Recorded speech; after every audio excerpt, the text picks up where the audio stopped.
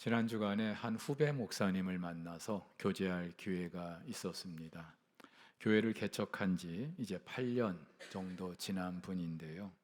누구나 그렇듯이 처음 개척할 당시만 해도 이제 교회가 성장하고 부흥할 것을 꿈꿨다고 합니다. 그래서 그날을 기대하며 물불 가리지 않고 앞만 보고 달려왔다고 해요.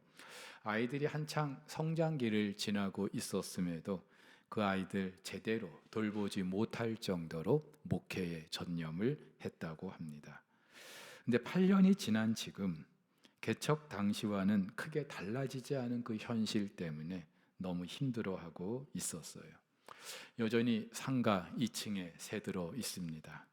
교인들도 조금 모이는 거 싶다가 또 이런저런 이유로 다 떠나버리기도 하고. 근데 더 심각한 거는요, 어느 순간부터 목회에 대한 그 어떤 열정, 의욕마저 상실해 버린 것 같은 그런 상태라는 거죠. 한마디로 탈진, 슬럼프의 그 시기를 맞게 된 거예요. 남일 같지 않아서 너무나 안타까웠습니다. 그런데 여러분, 목회자만 그럴까요? 죽음의 문제를 학문적 영역으로 끌어올린, 그래서 일명 죽음학의 창시자로 불리는 엘리자베스 퀴블러 로스라는 정신의학자가 있습니다. 스위스 태생인데 2차 세계대전 직후 생존자들을 돌보는 그 과정에서, 그리고 미국으로 건너가 의학을 공부하면서 직접적으로 죽어가는 그 환자들을 돌보는 과정에서 죽음의 의미를 새롭게 해석해 냅니다. 나중에 말기암 환자를 돌보는 그 호스피스 운동을 확산시킨 분이기도 해요. 근데 이분이 미국의 한 저널리스트의 말을 인용하면서 이렇게 말해요. 죽음은 삶의 가장 큰 상실이 아니다. 가장 큰 상실은 우리가 살아있는 동안 우리 안에서 어떤 것이 죽어버리는 것이다.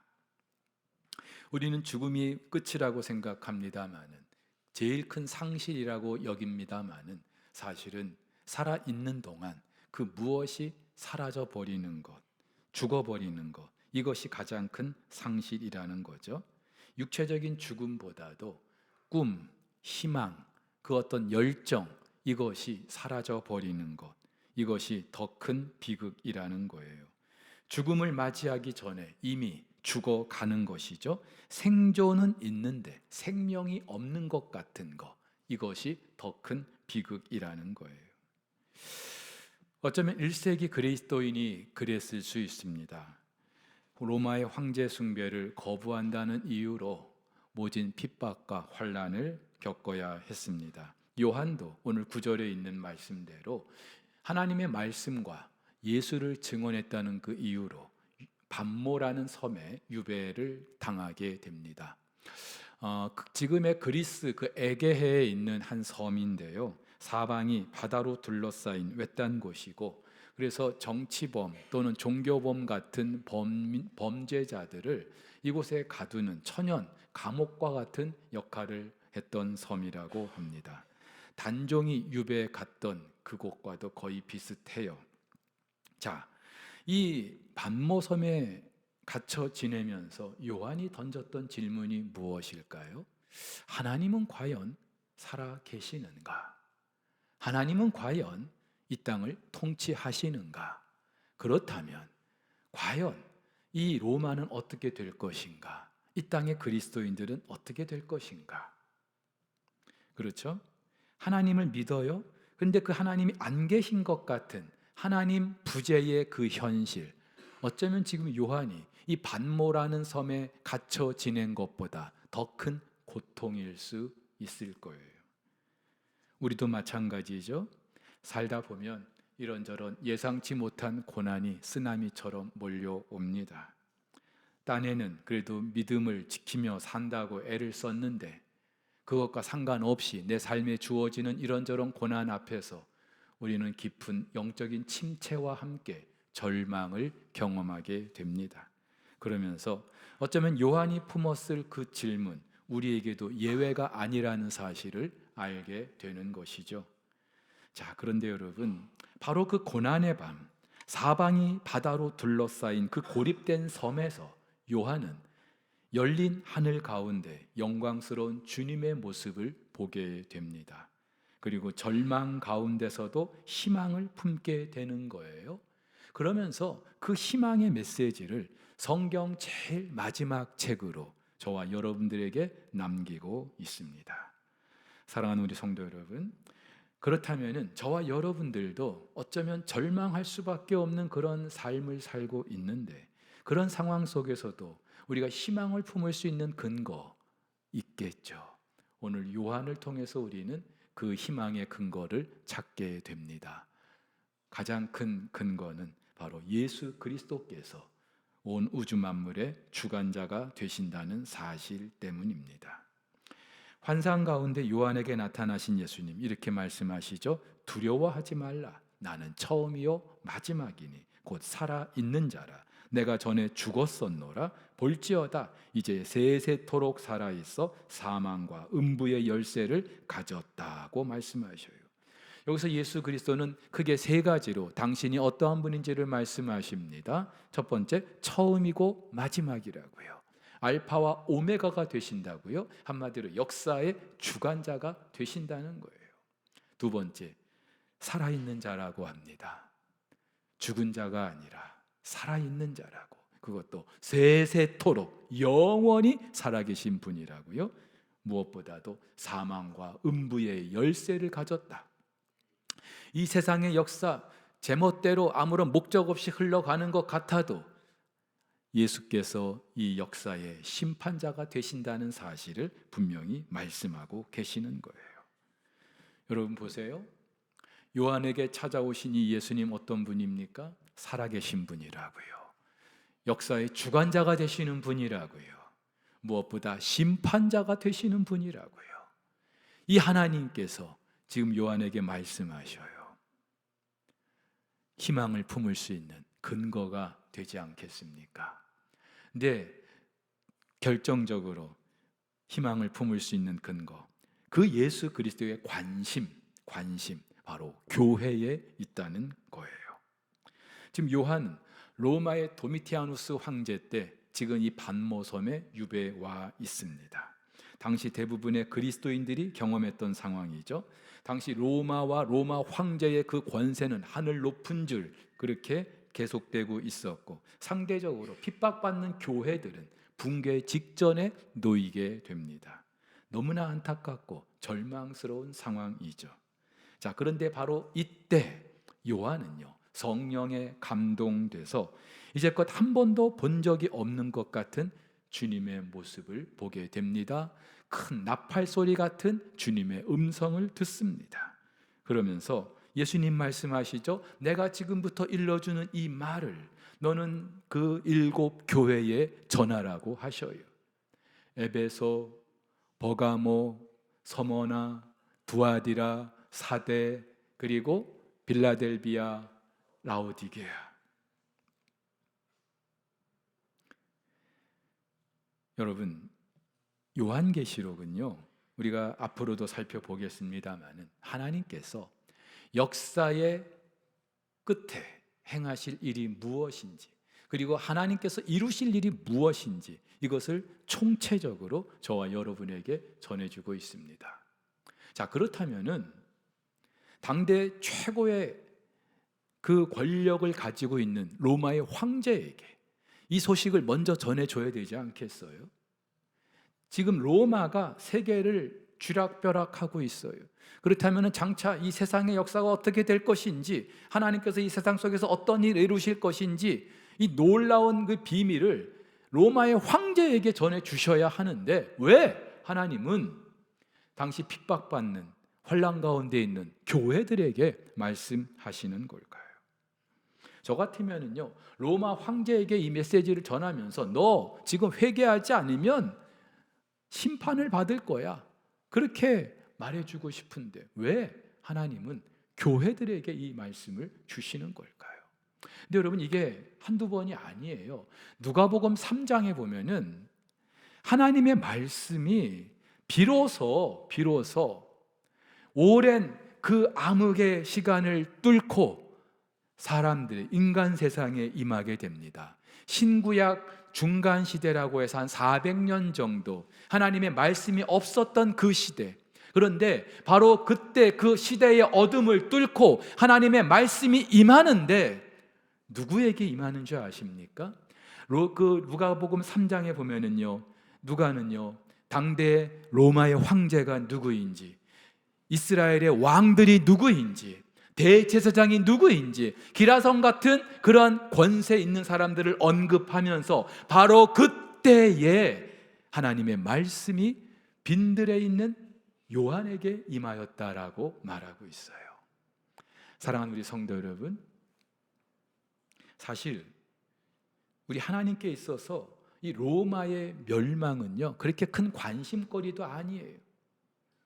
우리가 지난주에 살펴봤지만 느부갓네살이 꾼 꿈대로 하나님은 바벨론도, 페르시아도, 헬라도, 그리고 이제 이 로마도 역사의 뒤안길로 사라지게 하실 거예요.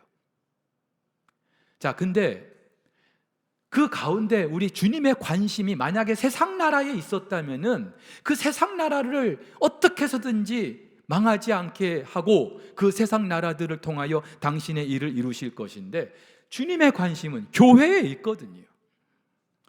교회가 이런 역사의 격변기 속에서 어떻게 그 믿음의 순수함을 지켜내는지, 황제를 숭배하지 않으면 죽을 수밖에 없는 이 상황 속에서 어떻게 그 믿음을 지켜내는지, 그 신앙의 순수성을 어떻게 지켜내는지, 여기에 관심이 있었던 거예요. 여러분, 사실 이 편지의 수신자가 되는 그 초대 7교회, 이 7교회 중에 뭐 칭찬도 받고 또 책망도 받습니다마는, 책망은 받지 않고 주님의 칭찬만 받은 교회는 2개밖에 안 돼요. 그러니까 나머지 교회들은 신랄한 책망을 받습니다. 심지어 칭찬은커녕 책망만 받는 교회들도 있어요. 무슨 말이에요? 이 땅의 교회들이 예나 지금이나 완전하지 않다는 거예요. 문제투성이라는 거예요. 그런데 왜 주님께서는 이 어마어마한 이 메시지를 교회들에게 주시는 걸까요? 그렇게 볼 것 없고 너무나도 추하고 더럽고 책망밖에 받을 것이 없는 그 교회들에게 주시는 걸까요? 왜냐하면은 교회는 예수 그리스도 당신의 핏값으로 세워졌기 때문인 줄 믿으시기를 바랍니다. 여러분, 이것은요 오늘 요한이 환상 가운데 보았던 그 주님의 모습과도 맞닿아 있어요. 오늘 요한은요 그 예수께서 7 금촛대 사이에 계신 모습을 보게 됩니다. 7 금촛대, 7 교회를 말하는 거예요. 근데 7 금촛대 사이에 계신다, 이 말은 예수께서 그 교회 공동체의 중심이 되시고 머리가 되신다는 걸 말하고 있는 거죠. 그래서 바울도 이렇게 말합니다. 또 만물을 그의 발 아래 복종하게 하시고 그를 만물 위의 교회의 머리로 삼으셨느니라. 또 골로새서에서도요 그는 몸인 교회의 머리라고요. 네, 예수께서 교회의 머리가 되시는 거예요. 그렇기 때문에 역사의 주관자, 심판자 되시는 예수님의 관심은 오로지 당신의 핏값으로 세우신 교회에 있는 줄 믿으시기를 바랍니다. 우리는 눈에 보이는 이 세상 나라를 통해서 뭔가 하나님께서 대단한 일을 이루실 것처럼 생각하죠. 이 나라 대한민국을 통해서, 미국이를 통해서 뭐 하나님께서 뭔가 큰 일을 행하실 것처럼 생각합니다. 물론 그것도 맞아요. 그런데 하나님의 관심은요 이 세상 나라가 아니에요. 이 땅에 있는 주님의 교회 공동체. 우리 찬송가도 있잖아요. 세상 나라들은 멸망당하나 예수 교회 영영 왕성하리라. 할렐루야. 중요한 건 저와 여러분들이 바로 그 교회의 구성원이라는 거예요. 영원히 왕성한 망하지 않는 그 교회는 따로 있고 나는 별개가 아니라 저와 여러분이 교회라는 거예요. 내가 교회이고 교회가 우리인 거예요. 믿으시기를 축복합니다.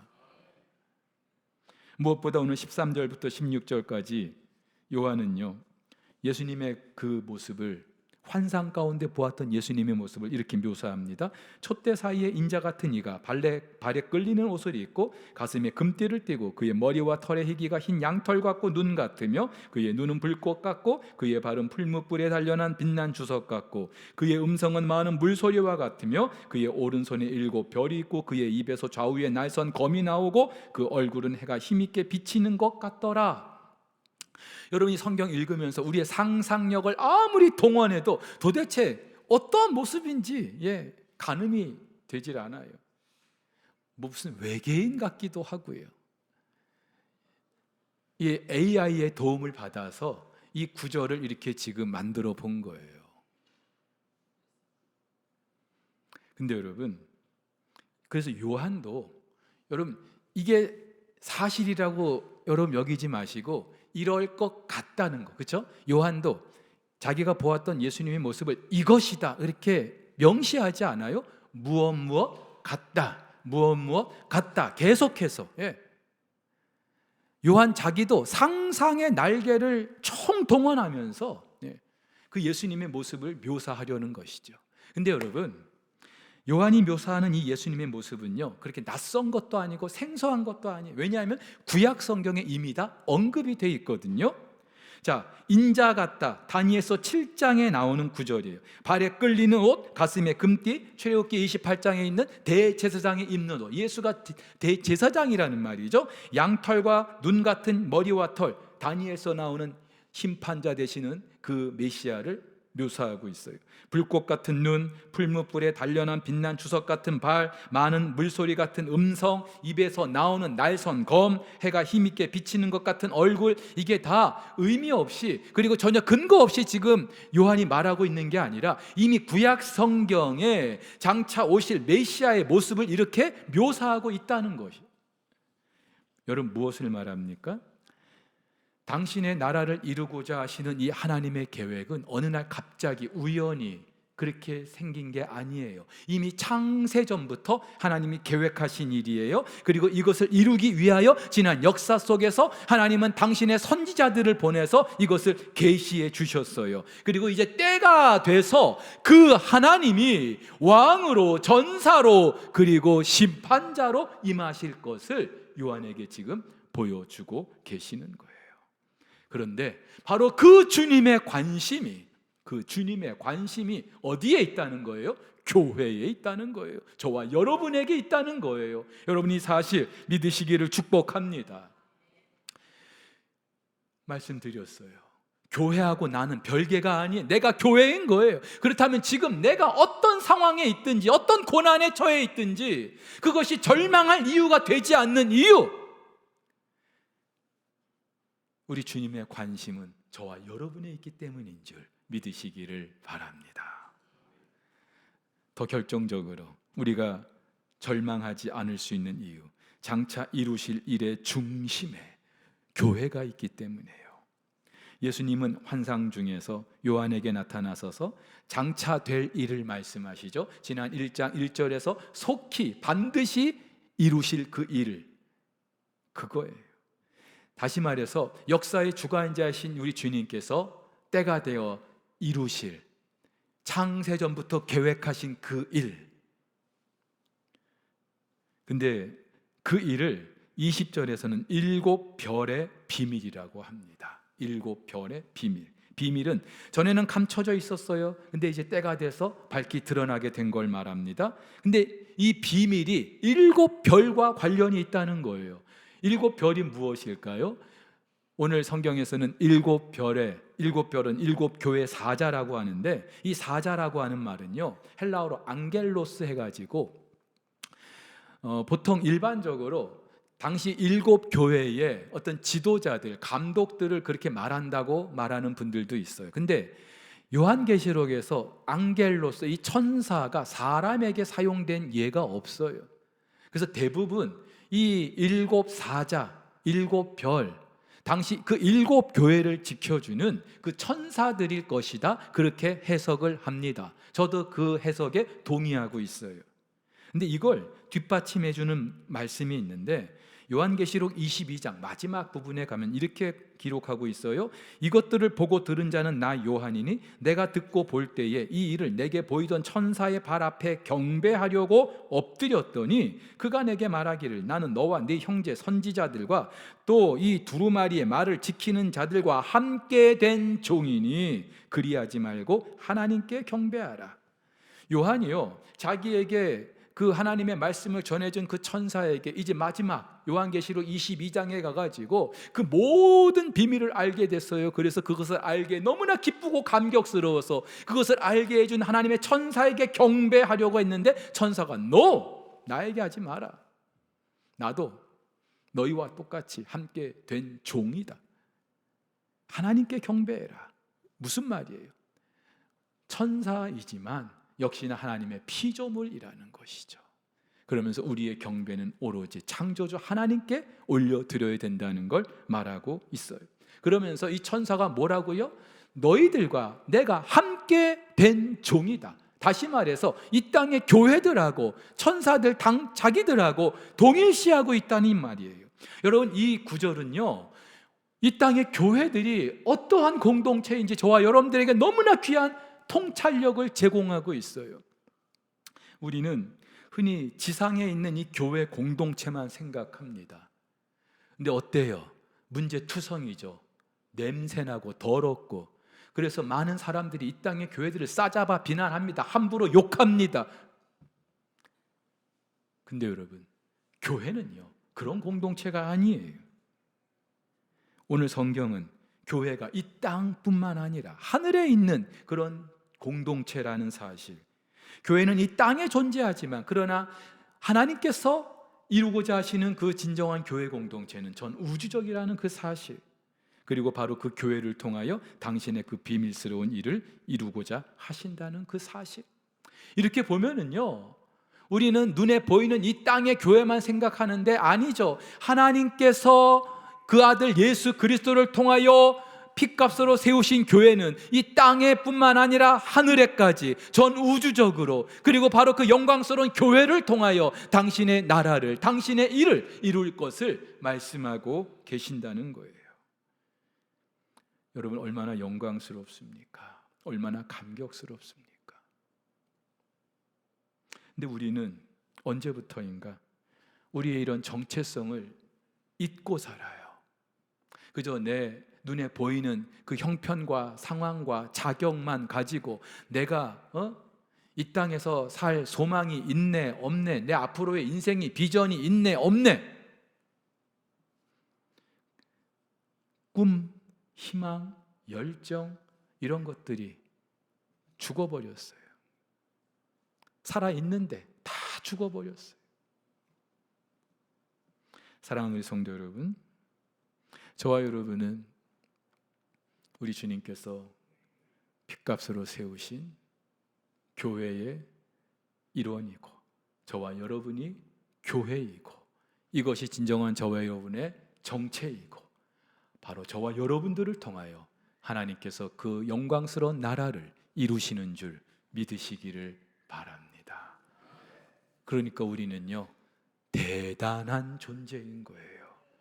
한번 여러분 가슴을 두드리면서 나는 대단한 사람입니다, 한번 말씀해 보세요. 네, 믿으십시오. 안데르센의 미운 오리 새끼 동화 아시죠? 어미 오리가 백조 알을 품게 됐어요. 근데 워낙 알이 크고 늦게 이제 안에서 부화를 하게 됐어요. 다른 새끼 오리들은요, 다 자기들하고 틀리다고 막 비웃고, 심지어 막 부리로 쫓기도 하고, 못 살게 굴기도 하고, 엄청난 구박을 하는 거예요. 오리 주제에 말이죠. 나중에 이제 이 구박받는 그 새끼 오리가 자기의 존재를 알게 됐어요. 오리가 아니라는 걸, 저 하늘을 유인하는 백조라는 걸 알게 됐어요. 이 땅을 살고 있는 저와 여러분들의 정체,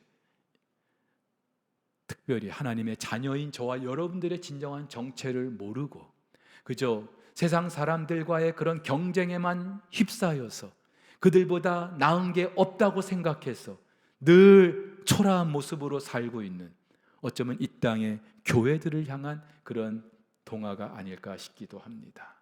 근데요, 이 미운 오리 새끼는 안데르센 그 자전적인 이야기이기도 합니다. 안데르센은요, 어린 시절 굉장히 불우하게 지냈대요. 주변 사람들로부터 많은 핍박도 받고 모욕도 당하고, 안데르센의 다른 동화 성냥팔이 소녀가 있죠. 근데 이 성냥팔이 소녀는 다른 게 아니라 어릴 때 그렇게 동냥을 다녔던 어머니를 그렇게 빗대어서 그렇게 비유적으로 만든 동화라고도 해요. 볼품없는 외모 때문에 번번이 사랑에 실패하고 평생을 독신으로 지내면서, 그런데 어느 날 작가로서 자기의 장점을 발견하게 됩니다. 그러면서 덴마크의 그 수도 코펜하겐에 가서 황실의 지원을 받고 나중에 작가로서 큰 성공을 하게 된다는 이야기. 근데 여러분, 우리가 그래요. 저와 여러분이 백조인 줄 믿으시기를 바랍니다. 안 믿겨지십니까? 까마귀 같습니까? 우리는 백조예요. 백조예요. 오리들 틈바구니에서 어떻게든지 살아남으려고 하다 보니까 내가 백조인 줄도 모르고 그렇게 살 수 있는데, 실은요, 저와 여러분이 백조입니다. 하나님의 자녀입니다. 이것이 저와 여러분들의 진정한 정체성이고, 그렇기 때문에 우리는요, 그 어떤 고난과 그 어떤 아픔 속에서도 절망할 이유가 없는 거예요. 자, 그런데 그래도 여전히 풀리지 않은 의문이 하나 있어요. 좋아요. 예수 그리스도께서 역사의 주관자이시고 심판자이신 거 믿어요. 그 예수님의 관심이 교회라는 것도 믿어요. 그리고 예수님께서 장차 교회를 통하여 당신의 일을 이루실 거라는 것도 믿어요. 근데 왜 이렇게 힘들어요? 사는 게 왜 이렇게 힘들어요? 왜 이렇게 고난이 그치질 않는 거예요? 왜 이렇게 하루하루가 힘겹고 버겁습니까? 근데 그 답이요, 오늘 18절에 있어요. 예수님 요한에게 뭐라고 말씀하셔요? 내가 전에 뭐라고요? 죽었었다. 내가 전에 죽었었다. 근데 지금은 어떤 분이라고요? 살아계신 분이라고요. 세세토록 살아계시고 처음과 마지막이 되시고 역사의 심판자가 되시는데, 근데 그 예수께서 어떤 분이었다고요? 죽었던 분이라고요. 여러분, 굉장히 중요한 통찰력을 저와 여러분들에게 제공하고 있어요. 저와 여러분들은요, 장차 예수님의 재림 때 영광스러운 그 승리를 경험하게 될 주인공들인 줄 믿습니다. 그런데 저와 여러분들이 그 전에 반드시 지나야 될 관문이 있는데, 바로 이 고난이라는, 죽음이라는 그 관문. 요한도 이렇게 1절, 오늘 9절에서 말하죠. 자기를 소개하면서 예수의 환난과 나라와 참음에 동참하는 자다. 예수의 환난과 죽음과 나라와 참음에 동참하는 자라. 여러분, 이 말을 좀 풀었으면은, 하나님 나라에 동참한다는 것은 환난과 인내가 필연적이라는 거예요. 바울도 이렇게 말하죠. 우리가 다 하나님의 나라에 들어가려면 많은 환난을 겪어야 할 것이라고요. 최근에 세계적인 CEO 젠슨 황이 한국을 방문했습니다. 전에는 치맥 회동으로, 또 이번에는 삼겹살 회동으로 큰 화제를 모았어요. 대만에서 태어났는데 9살에 미국으로 이민을 가고 굉장히 참 눈물겨운 그런 시간을 보냈다고 합니다.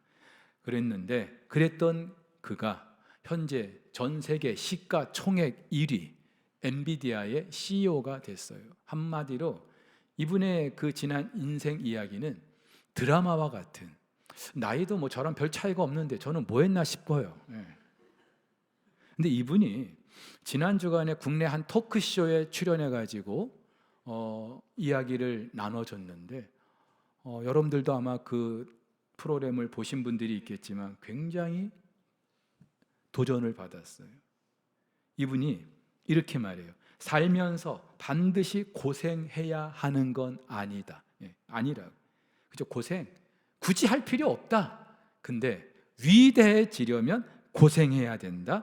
계속 시도하고 실패하는 일을 반복해도 포기 안 하는 게 고생이다. 누구도 실패를 원하지 않지만 실패 안 하고서는 성공할 수 없다.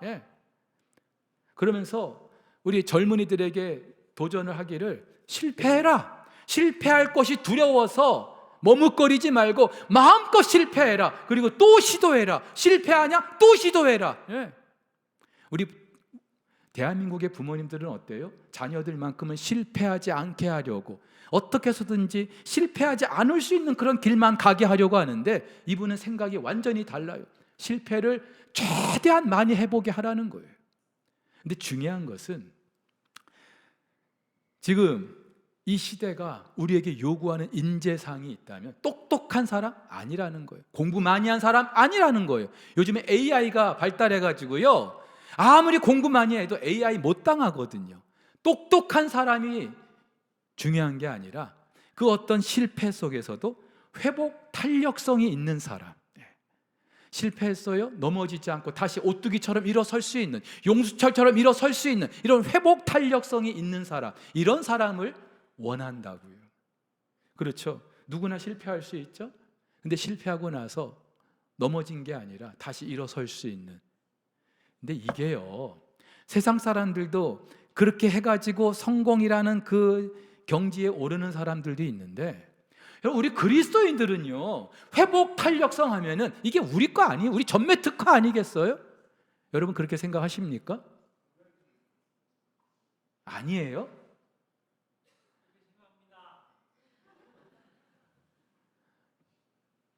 우리가 그렇게 일어설 수 있는 근거가 뭐가 있어요? 그냥 우리 막연한 어떤 신념 가지고 일어서는 거 아니잖아요. 오늘 요한을 찾아오셔서 환상 가운데 말씀해 주신 그 예수님, 그 예수님의 모습을 보고 두렵고 떨리는 마음으로 땅에 엎드러져 있는 그 요한에게 오른손을 대시면서 두려워하지 말라고, 나는 처음이고 마지막이다 말씀해 주시는 그 주님 계시기 때문에 저와 여러분들은 다시 일어설 수 있는 줄 믿으시기를 바랍니다. 지금 여러분들 중에 그 무슨 일로, 그 어떠한 상황 속에서 정말로 숨조차 제대로 쉴 수가 없어서 낙심 가운데 있는 분들이 계신다 해도, 더 이상 뭔가를 시도할 만한 그런 의욕도, 그런 욕심도 없고, 그런 의지조차 다 꺾여 있는 분들이 계시다 할지라도, 여러분, 젠슨 황이 예수님을 믿는지 안 믿는지는 모르겠지만 만약에 안 믿는다면 안 믿는 사람도 그런 말을 할 수 있는데, 알파와 오메가 되시는 그 예수 그리스도를 믿고 있는 저와 여러분들, 그 예수님의 관심이 우리인 저와 여러분들은요, 그 주님 때문에 다시 일어설 수 있는 줄 믿으시기를 바랍니다.